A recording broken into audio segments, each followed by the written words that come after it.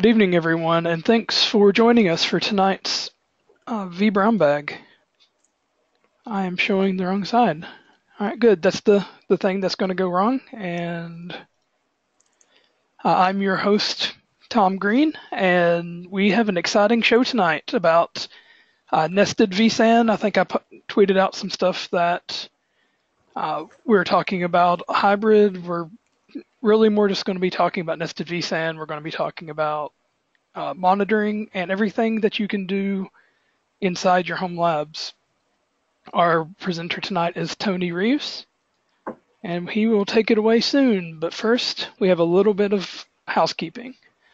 As many of you know, the vBrownBag is very interactive. We're going to be having a lot of questions. There's a lot of cool stuff coming up that I know you'll have questions about. So I'll be monitoring the hashtag vBrownBag. So if you want to take it to Twitter and hit us up at hashtag vBrownBag, even if you're watching this after the live show hits YouTube, tweet out your questions to hashtag vBrownBag, and we will certainly take care of you.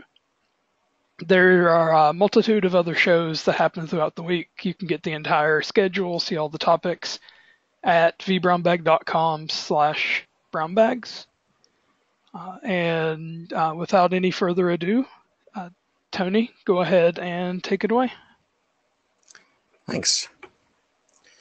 So, let me get presenter over to you. Okay.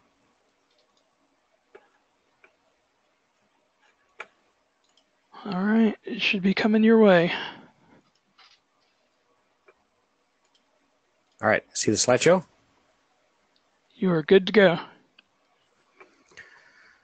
All right, so my name is Tony Reeves. I'm a network administrator at Hoffmaster Corporation. We are, our Hoffmaster Group, we are a small paper converting company up in Wisconsin, and been going through a lot of things with vSAN in production. We installed vSAN a couple of years ago and been an enthusiast of the product ever since. Right now, actually, in my day job, I'm going through an expansion and upgrade of my production vSAN.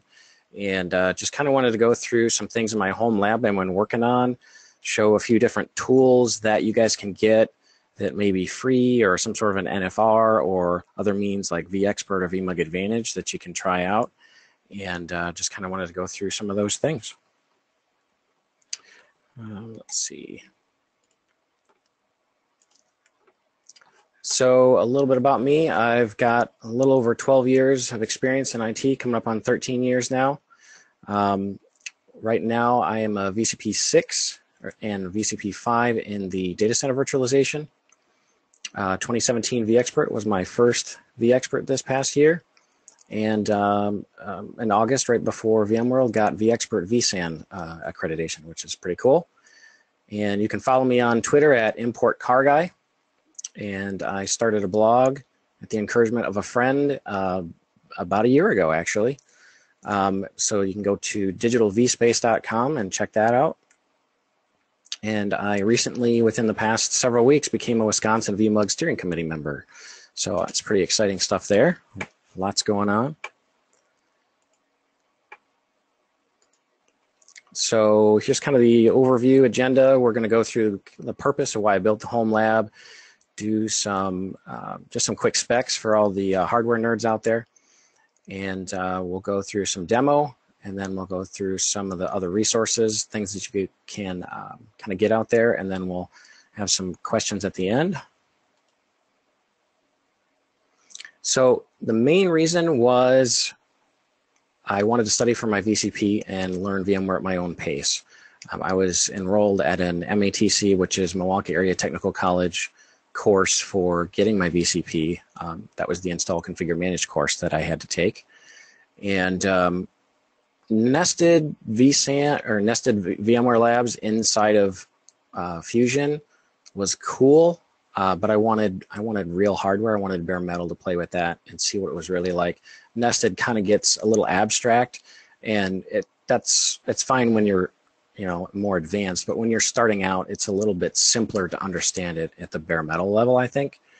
And I've always loved tinkering with computers. I had wanted a real server for gosh, as long as I could remember. I always thought it was cool at my day job when they were we would install a new server and it's always like Christmas unpacking new hardware. So again, wanted the ability to play with real hardware, as I'm a hands-on learner. That's the way that I learn best.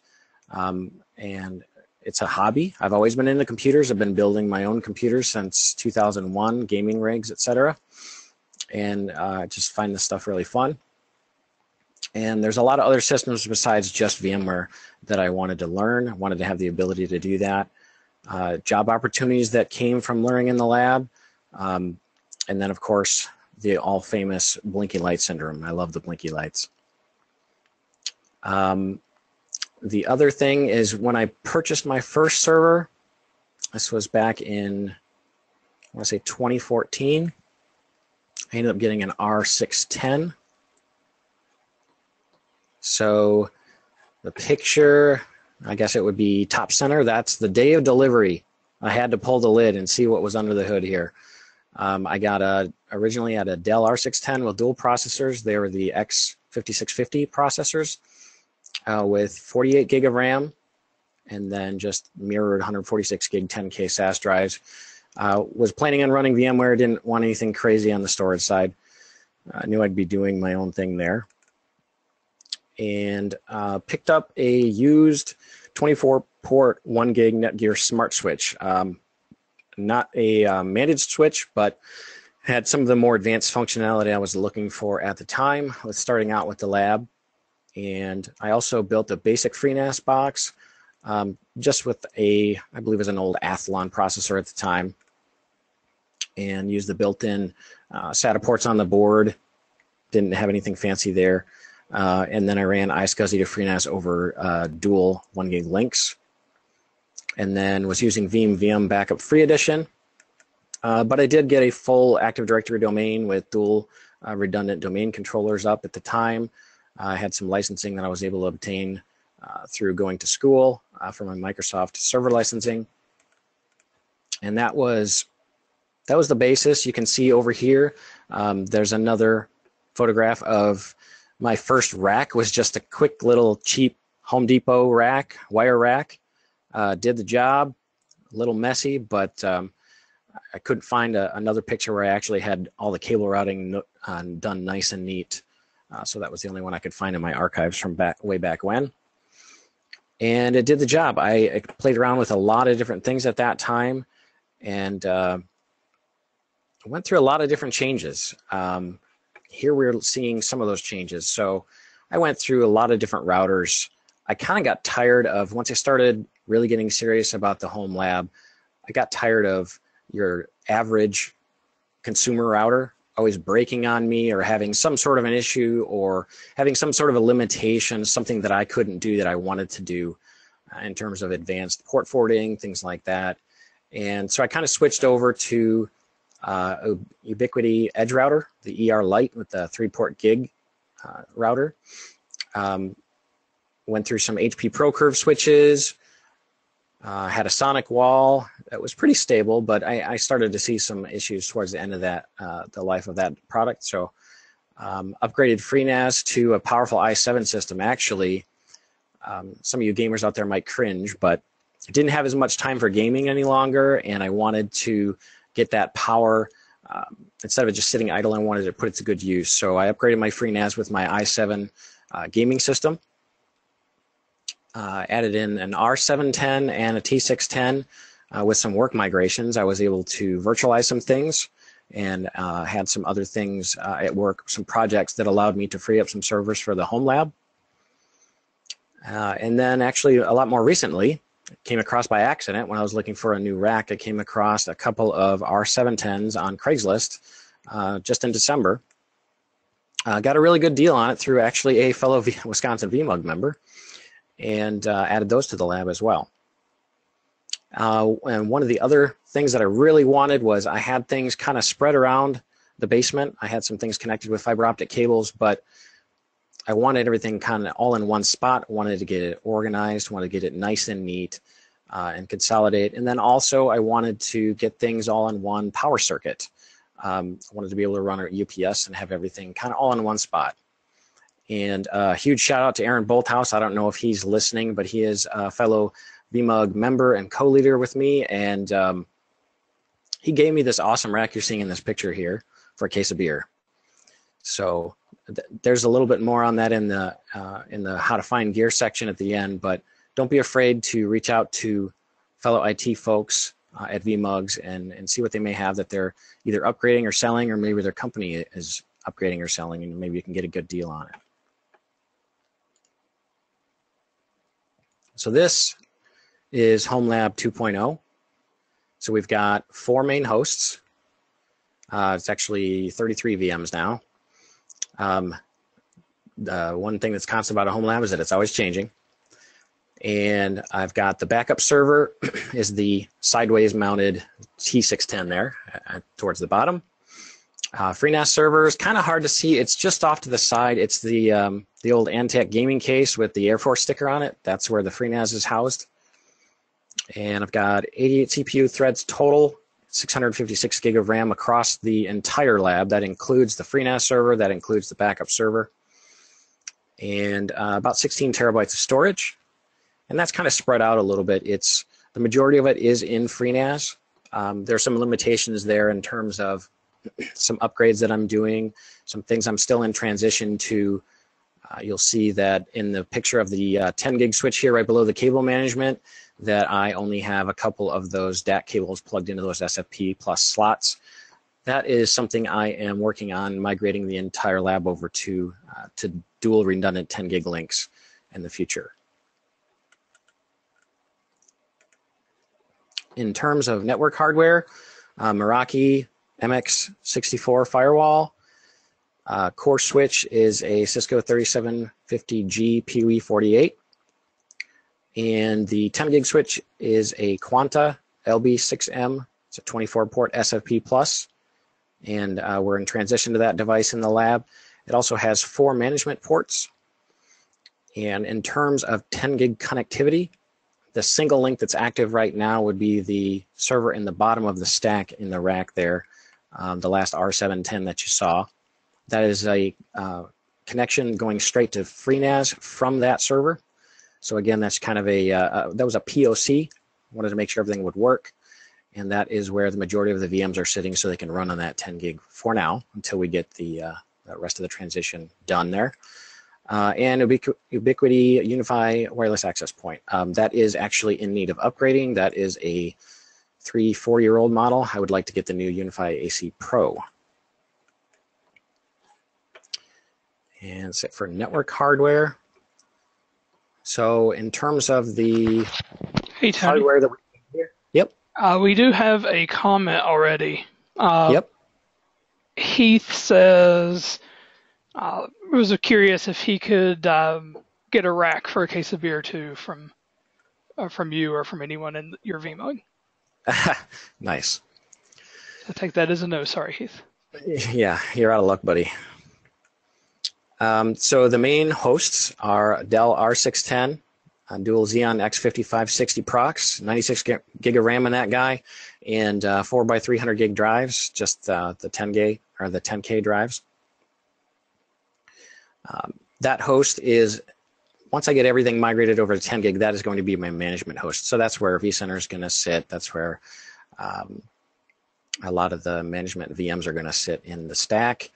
And the Dell R710, the first one, E5620s, dual procs, that's loaded to the max with 8 gig DIMMs, 144 gig, 2x146 gig drives, and 4x450. That is actually running storage for VMs currently. Again, once everything is transitioned to 10 gig, then I'll have everything in FreeNAS. And the third host is currently not powered on. It does have ESXi 65U1 installed on it. It's ready to go, ready to rock. But at this point, I did not bother to configure the RAID for the 4x450s, so there's no storage on it, and there's no connection to FreeNAS right now. So there's really no point in getting that machine powered up and sucking power when I don't have any purpose for it yet. Then again, a mirrored config on that last host. And then I also found a really good deal on eBay for iDRAC 6 enterprise cards. Purchased my first one. I think it was like $30 or $40. A few years later, I purchased a couple of them for the R710 and the T610 that I added, and they got down to like I want to say $20. And then these last couple that I purchased, they went down to only like $14. So pretty affordable if you're looking for that kind of stuff on eBay. So we do have one smart comment and then one question. Okay. Ken Nalbone asks if he can have some hard drives for a case of beer. Nope. Okay, so it seems like beer. Sorry, buddy. We already negotiated that. You're getting your drives next week. And Graham Mitchell actually has a constructive comment, so thank you, Graham. Okay. You may not want to be buying R710s anymore, just as a general for anybody listening, because ESXi 6.5 says the CPUs won't be supported for the next version of vSphere. That is correct.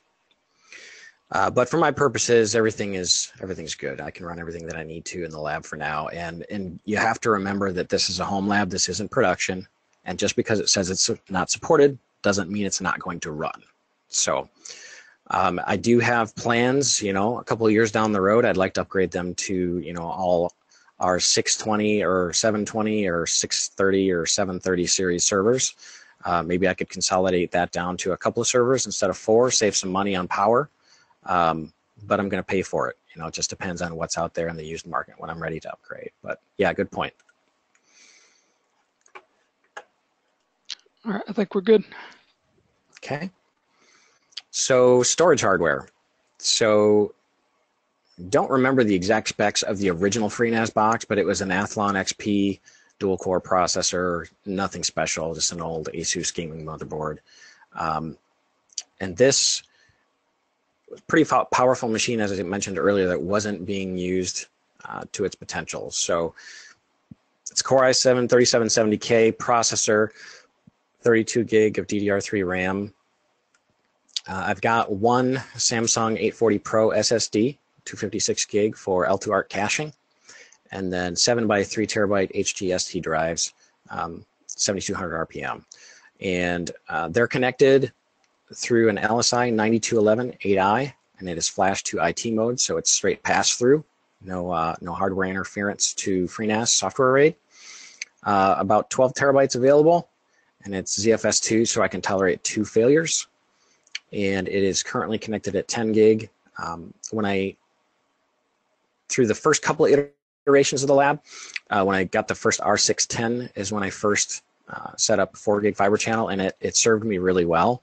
I had it in the lab for quite a while, for at least 2-3 years. I only recently pulled it out.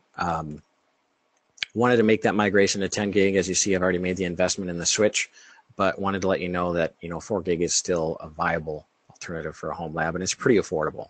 You can get used LC connectors. You can get fibercables.com. You can get super cheap fiber cables. So that's still a viable option, and that's what it was previously connected with. I was actually having some problems with FreeNAS. I tried to upgrade to a newer version, and that doesn't always go well in FreeNAS. And I had some complications, and I was frustrated enough to just borrow a SAN from work and give that a try and see how that went. It didn't go too well. I got everything up and running, and I had 2 shelves of storage. So I had 24 by 300 gig 15K SAS drives. I was running RAID 6 with a hot spare, but it was too power hungry, and it was extremely loud. And I was hoping to potentially save power because there's 4 power supplies, 2 per shelf. I was hoping to save some power by switching 2 of the power supplies off. Now, the problem when you do that is the device thinks it's in a failure state since it's enterprise hardware, and it starts spinning up other fans to compensate, so it gets even louder. So I ran it for, I want to say, 3-4 months, and I had enough of it. So just recently was able to migrate off of that and get FreeNAS back up and running and convert it over from 4 gig fiber channel to 10 gig, and that solved that problem. So for backups, I've got the Dell T610 that I mentioned earlier, and that's got dual E5530s in it, 96 gig of RAM, 2 by 146 gig drives, RAID 1 for the operating system, and then 4 by 1 terabyte 7200 RPM backup disks. Those are Dell disks. I'm not quite sure why they're such a low RPM, but they are. And I'm running Veeam Backup and Replication 9.5. And backups are replicated to an external USB 4 terabyte drive as well. So I've got redundant backups there. And you might ask, why is it loaded with 96 gig of RAM when it's only a Veeam backup server? And the answer to that question is it's loaded up with RAM because it's a backup VMware host in case I have a failure elsewhere in the lab. I can take up that load. And I've already got a USB stick configured with ESXi 65U1. It's all loaded up, ready to go, and I can kind of use that in a failover. And I can use the iDRAC to install a new image if I need to remotely as well. I've got the SD card, the vFlash option on there, and I can do whatever I need to with that server. Any other questions?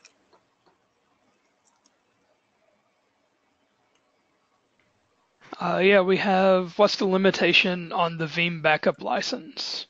And is that limited to vExperts, or is it a freely available license? The Veeam is a NFR from the vExpert program, yes. There is a Veeam Backup Free Edition. I believe it, what is it, the Veeam Zip version they call it, but it is manual backup only. It can't be full scheduled backups like the NFR that I have can be. So you definitely have options. Also, if you're looking at the free version and you're not a vExpert, you don't have access to an NFR, you can still use PowerShell. You can actually script a backup. So you can use the free product to get a scripted backup, and you can schedule that with Task Scheduler, and you can still make yourself an automated backup even if you don't have the full licensed product. Let's see here. Was that it for questions? There's another comment that a 4 gig fiber channel switch runs about $100. Yeah, that stuff just keeps falling in price. That's all. And actually, I didn't even have a switch in mine. What I did is I bought a 2-port fiber channel card and put it in FreeNAS, and then I had one server connected on one port and the other server connected on the other.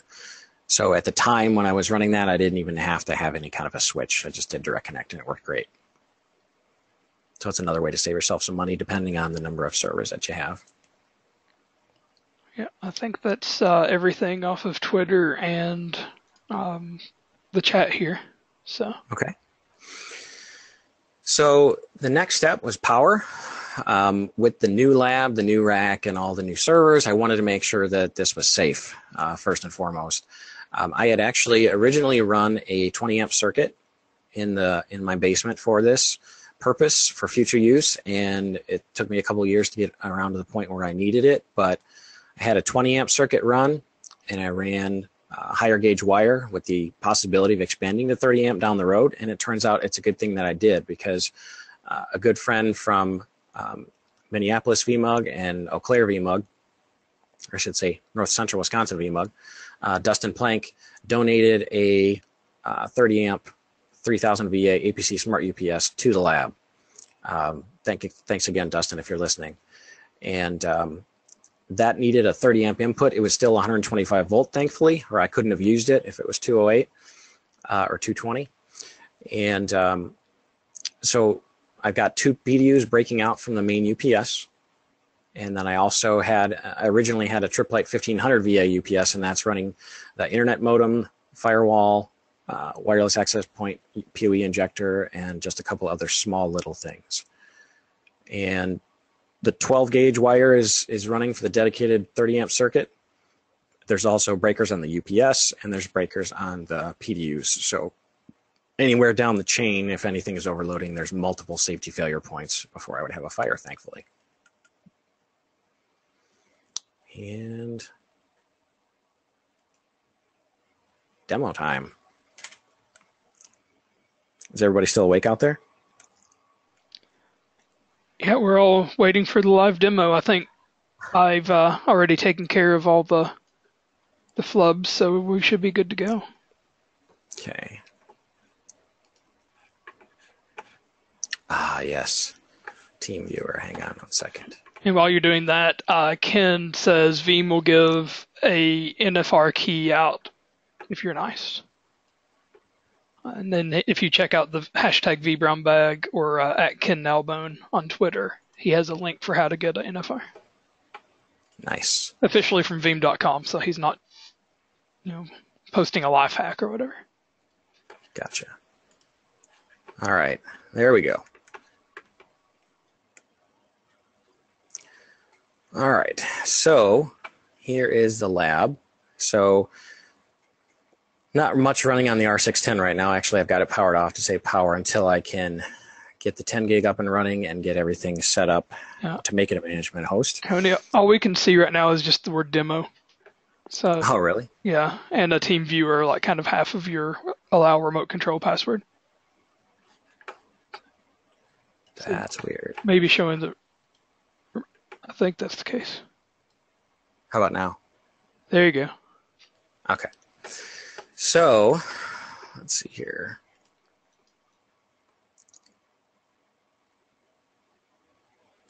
So we've got some VMs running on this host. Yeah, let's see. Yeah, and the nested lab, DRS lens. I don't have that powered on right now. I have Turbonomic. I have to get that up and running again. But so everything that's running there is running off of built-in storage on that host, as I mentioned earlier. So the most content I've got here is running on FreeNAS, so let's go there. Right now it looks like we got plenty of memory free. Where am I going here? VMs, that's where I will. All right, so, and we're going to go through some of these in a minute, but we've got the vSAN lab, we've got vRealize Log Insight, we've got Runecast, which is a great tool for troubleshooting your environment, seeing security leaks, potential KB fixes, lots of other things that we can go through in there. We've got a file server where I keep a lot of my stuff. I mean, I know a lot of people keep your content, your personal photographs, things like that. They say best practice is to keep them outside your lab. I keep them inside my lab. I just make sure that I've got it backed up in like 4 spots. So if anything ever happens, I still have everything. So this is the vSAN lab here, the nested vSAN lab. And this is a 6-node. And got VROPS 6.6. There's that vCenter and a couple of domain controllers, SQL hosts, all that fun stuff. Played around with virtual firewalls as well with pfSense and FortiOS there. So let's go here. If people want to see FreeNAS, here it is. I'm running 11.1. And we've got the 32 gigs of RAM in there. Services-wise, and FreeNAS, if you didn't know, FreeNAS is free. Hence the word free in the name. So here's my Z volume presented to VMware, and it's based off of these disks here in this volume. So you can see the 3 terabyte disks, and then we've got the 256 gig cache device. And this DA8 device, that's just the FreeNAS boot USB stick. There's a lot you can do with FreeNAS, though. You can actually load plugins. You can run all kinds of different things. It's not quite as feature-rich or as easy to use as something like a Synology or a QNAP device, but it works. And I've been using FreeNAS for quite a while, so I've been pretty happy with it. And we're looking at system loading is actually pretty minimal. Let's see. Where is that? Not seeing it. Any other questions? Yes. Graham was wondering if you script your lab builds or if it's all artisanally handcrafted. It's actually kind of a mixture of both. So the main lab that you see here that's not nested, a lot of it is experimental things. I really like tinkering with new software, versioning, seeing what is new with new tools. So a lot of that stuff can change, like, vRealize, Log Insight, VROPS, those change a lot. The nested lab is automated, and I'm going to show you a little bit about that we can go into the lab and I can show it to you. But I can show you some of the stuff that I've used scripting-wise to create that lab. Just a hint, William Lamb is involved. He's a genius with that stuff. That's what I was afraid of. Timed out. Give me 1 second to log in here. Yeah, the logins earlier were just to make sure you could remember your password. Pretty much, yep.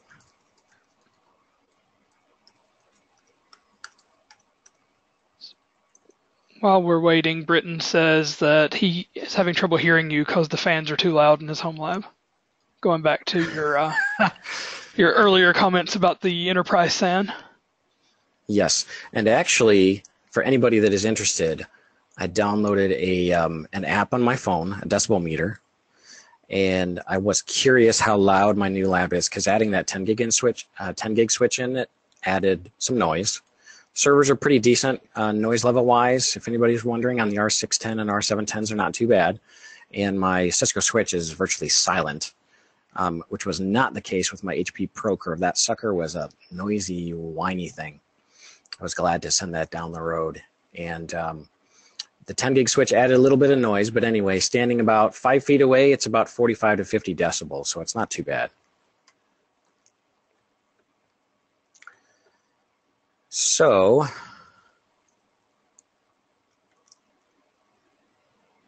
apparently, this isn't linking up. I was going to show you how awesome it is that vRealize Operations Manager and vRealize Log Insight work together and talk to each other so you can actually go into either tool from either tool, which is actually pretty neat. I thought I had it set up. I must have not reset that up. I recently redeployed this.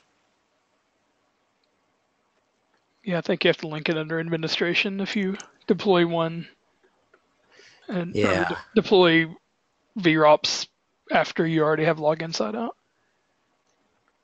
Something like that. So, I mean, this is just kind of a high level, quick view of VROPS where I can kind of get an idea if there's any issues with my main clusters. And there we've got one critical, and that is the ESXi1 host, the R610 that is down for power reasons right now. Let's see if there's anything else going on in here. And yep, we've got some warnings on my file server. That's a constant battle. And what else we got? Yeah, so these are just some warnings in the nested lab, which are kind of irrelevant because it's a nested environment. Let's see what we've got going on here data store wise. Looks like I'm all good there. A little bit ago, before I migrated some more stuff over to FreeNAS, I actually had the onboard storage on the second host. I had it loaded out pretty bad, and that was alarming in here. I didn't like that. It's always best when there's alarms if you're showing vRealize, because otherwise it's kind of boring. I love the new interface though. Yeah, I love the new look. I've been so busy with so many different things, I haven't had a lot of time to dive into a lot of the new versions. But I really like the new look. Let's go over here to this.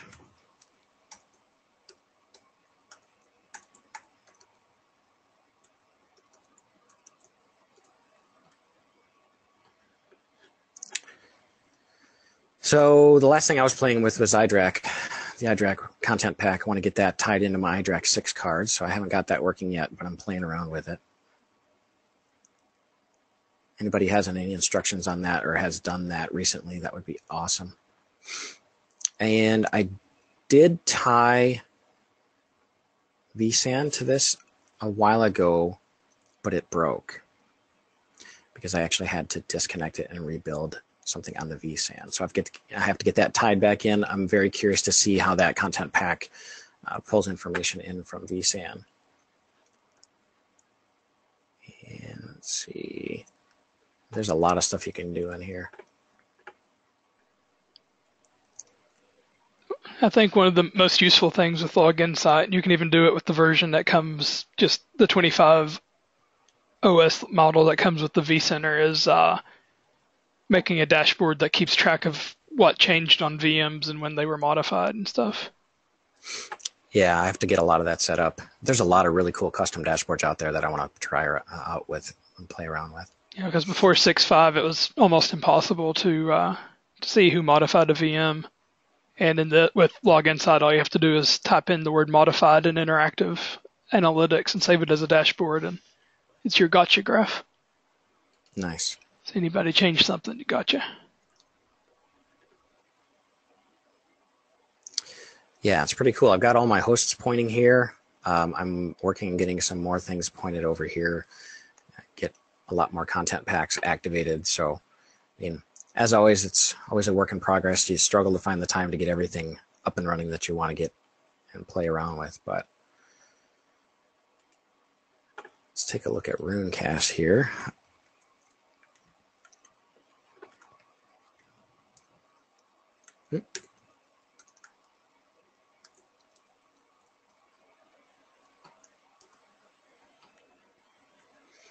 So for those of you that don't know, this is actually a pretty cool tool. This is a vExpert NFR item, but I don't know if you can get a NFR outside of that, potentially, if you reach out to the company.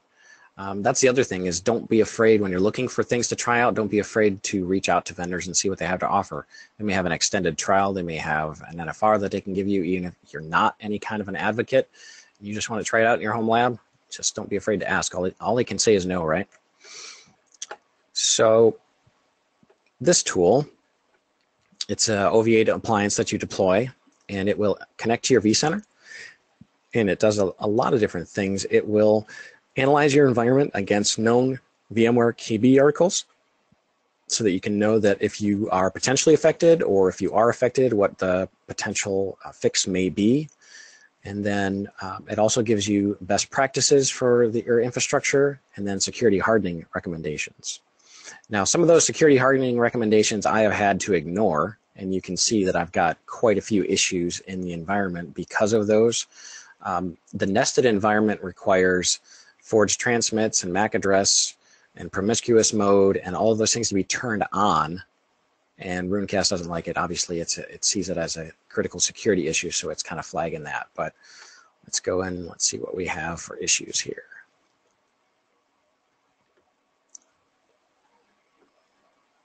Okay, so let's see.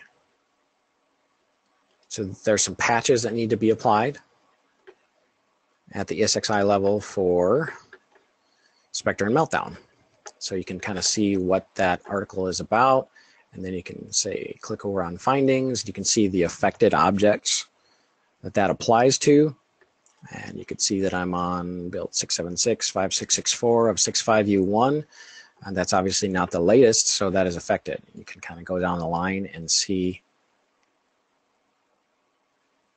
this host needs to be updated. This is running the last July build of 6.5U1. So it's kind of cool. You can see at a glance what you're looking at. See your security compliance.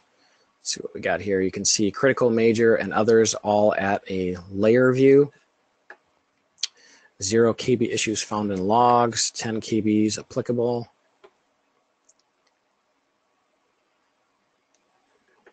So these are some of the same things here.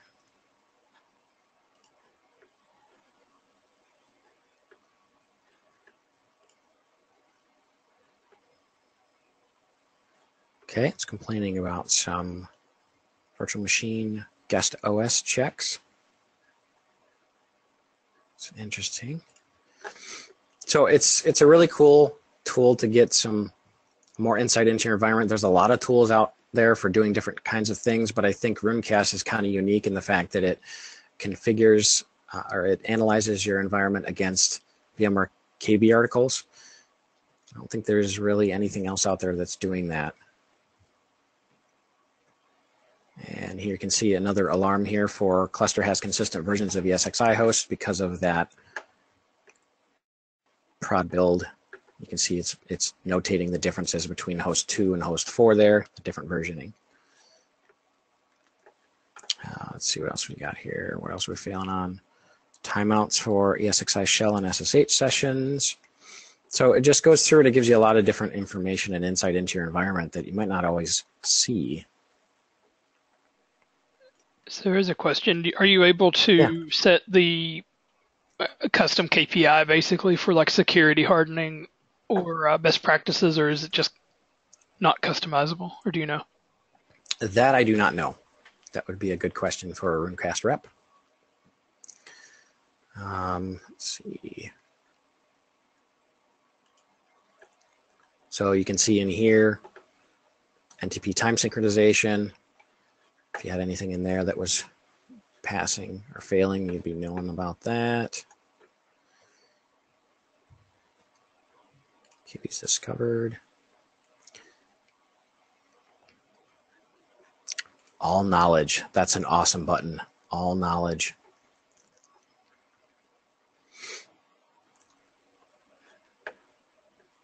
So let's see if we have anything else here.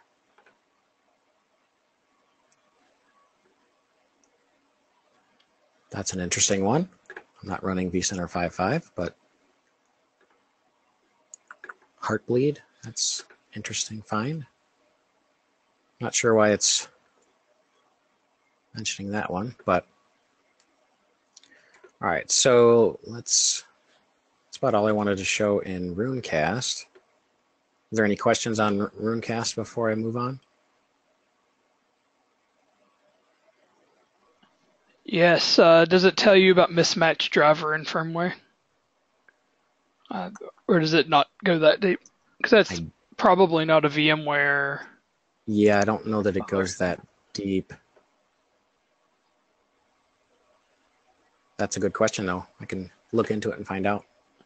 Yeah, that'd be good to know, because yeah, it's always a fight when you manage your own infrastructure. Yep.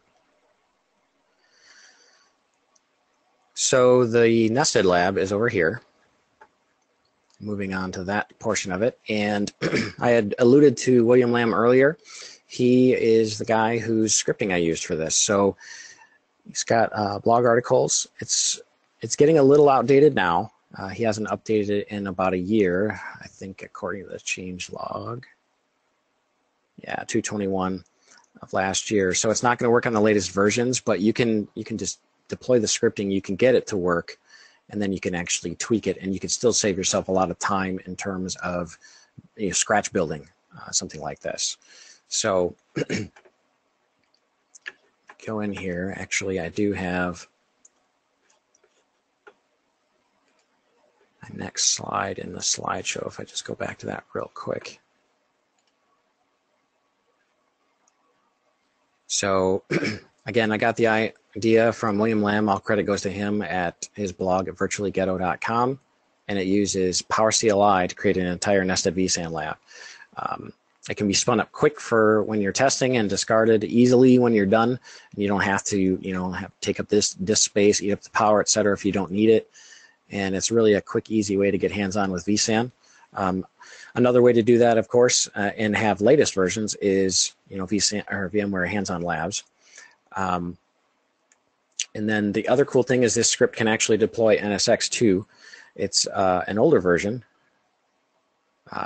but it still worked up to, I believe, 6.3. 6.4 is out now, but here's kind of an example of after you get the scripting set up, what it's asking or what it's kind of telling you, what you've configured everything to be, your pre-configured passwords and everything in the script, what it's going to take in terms of your CPU, memory, and your storage out of your environment. So it kind of gives you a summary and, would you like to proceed with this deployment? And those are all in PowerCLI. I can actually show you the scripting here.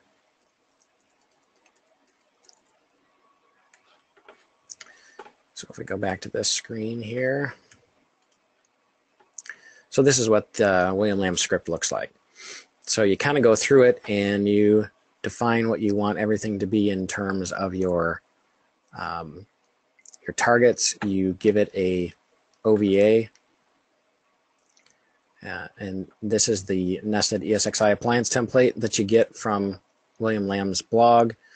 and then you put your extracted VCSA in a certain path, your NSX OVA in a path, and then the offline bundle for ESXi in a path. And then you can configure however many hosts that you want in that nested environment. You can configure your vCPU and your memory and your disk. In this case, these are caching disks for vSAN and then capacity disks for vSAN. You can set your values for that there. Your VCSA deployment size, IP, DNS, your nested passwords for all of that. You can deploy it on standard switch or a distributed switch. Define your storage, your networking here. So you're just putting all of these values in here, and once you get it done and you deploy it, you have a nested lab. It varies depending on the number of nodes that you're deploying or the number of virtual host VMs that you're deploying, of course. But I found that deploying 6, it was about 45 minutes by the time everything was done, configured, and you had an active vCenter and everything was good to go. That was back in its heyday when it was still fully functioning. I do have to finish now some manual steps now, add a vCenter in and finalize the vApp and some other things, since it's getting a little long in the tooth, but it's pretty cool. I just wanted to show people the code there. And let's look at the lab. So how am I doing on time? We'll see if we can get this done. I have a little bit of a demo here. Inside the nested vSAN cluster here, we've got,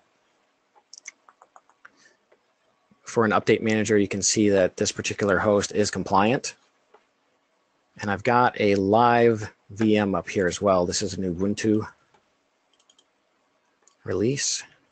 You can see that it's live, it's active, and it's running, 2 layers deep in Inception or nested. Okay, we'll skip the software updater inside there, but I just wanted to show you that this is actually a live functioning VM running on top of the nested vSAN. And if we go here, we'll see that this host is not compliant. It's on build 596-9303. So what we want to do is we want to actually patch this. And I just want to kind of do a live demo to show how easy it is to patch a vSAN host on a live cluster with VMs running on top of it. So we've got our critical patch group. So we're going to go ahead and click next on that. We've got our host that we're going to patch.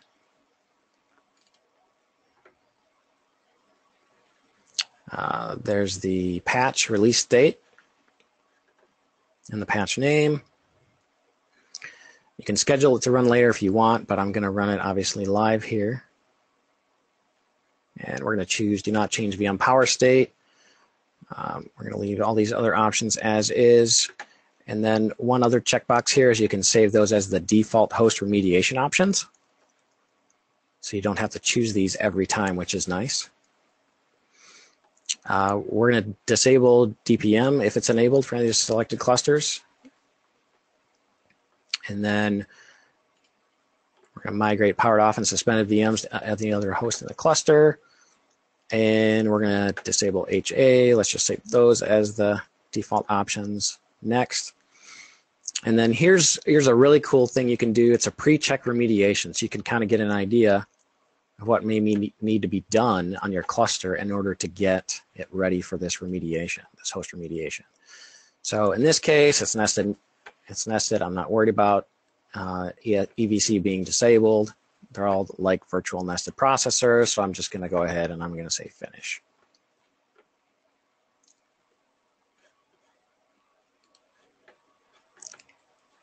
All right, so you can see down here, it's remediating the entity.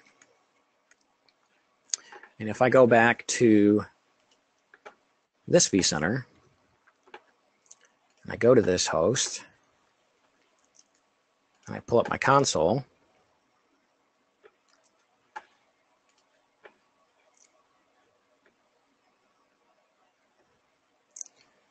can kind of watch that.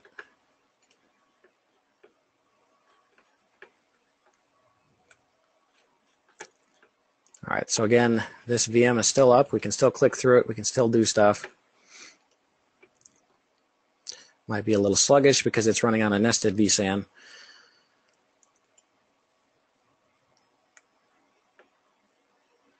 Let's see here.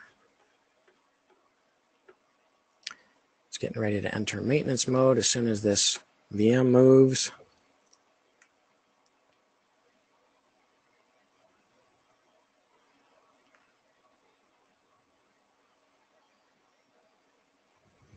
Any other questions while we're waiting for this? Nope, nothing has come in through chat or through Twitter. Okay.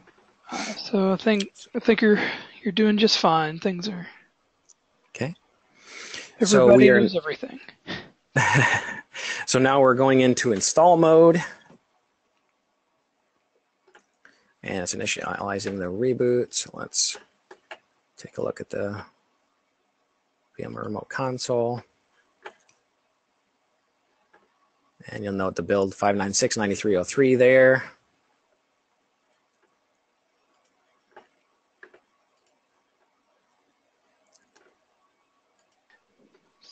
And this is running on Rust on your FreeNAS, right? Like the VMs for this virtualized?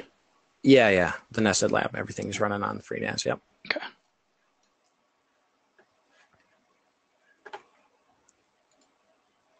Okay, looks like we're booting back up.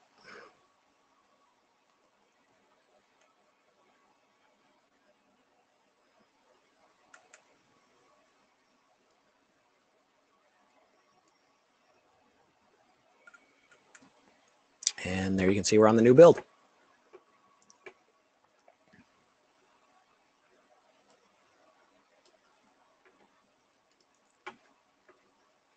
Just wait for that to finish up.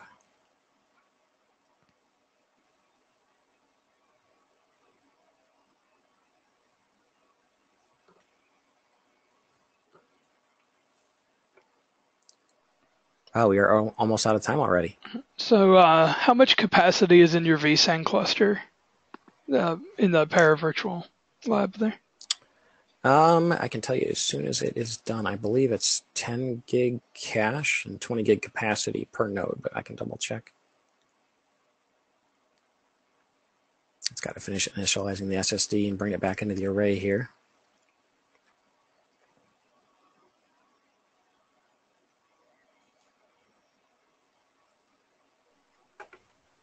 So we do have a question in. Did you notice a difference in speed between the fiber and the 10 gig iSCSI connections? I have not running any kind of IO meter tests or anything like that yet.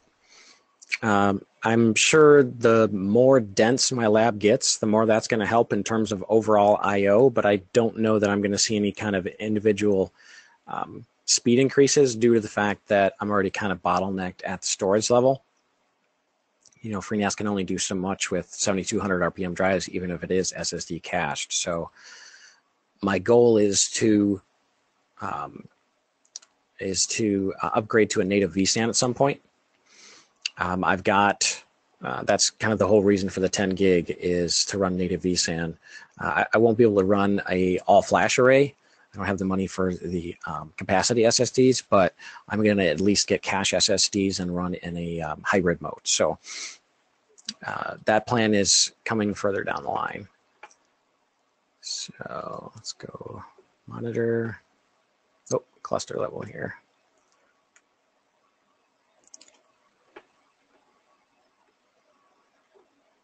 So we've got all of these failures with the host being out of the cluster. It should be back shortly, it looked like.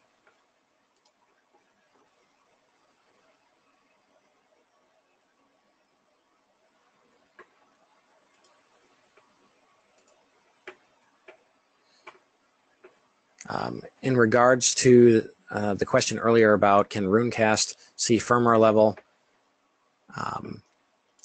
vSAN can. So it can see your controller driver, it can see that it's VMware certified or not, and it can tell if your controller firmware is VMware certified or not.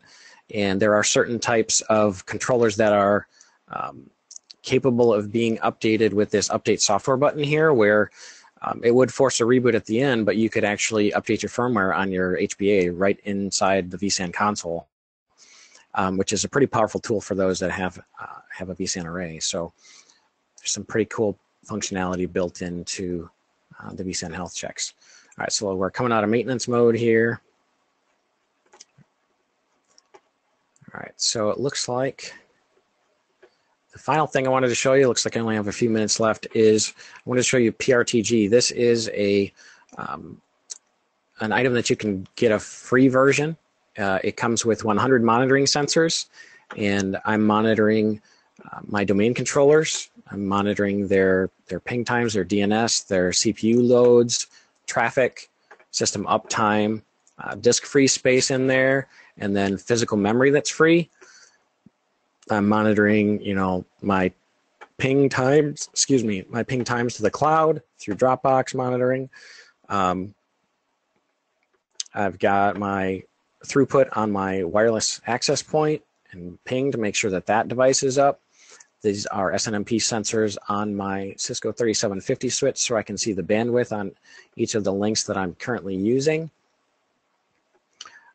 I don't have the 10 gig switch in here yet, but I will get that added once it's more migrated and more in production. But here's FreeNAS. I can see the traffic flowing across that, the CPU load, disk free, the volumes.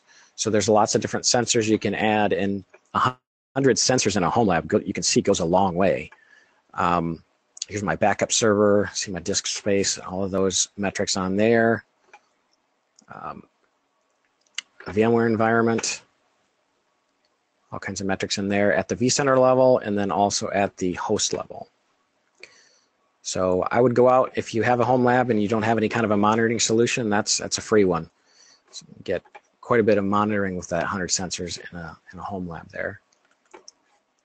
Let's see, and it looks like this is all back.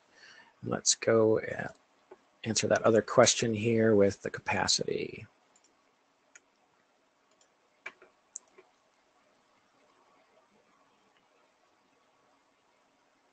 It does take a little bit for the capacity screen to load.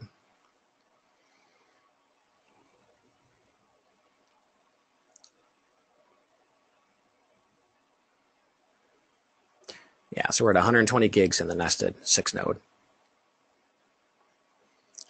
And that's all I had for demo. And really, the only other thing I wanted to lead off with was find gear on eBay, Craigslist, Twitter, VMUG meetings, fellow IT geeks upgrading their labs. Don't be afraid to reach out, see what people might be getting rid of, selling cheap, or throwing away.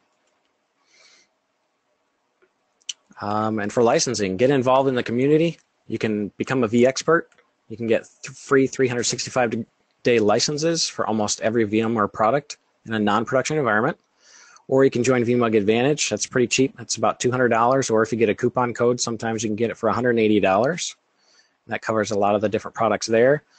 And as I mentioned earlier, don't be afraid to reach out to vendors, see if they offer NFRs for people trying to learn things and further themselves in their Homelab.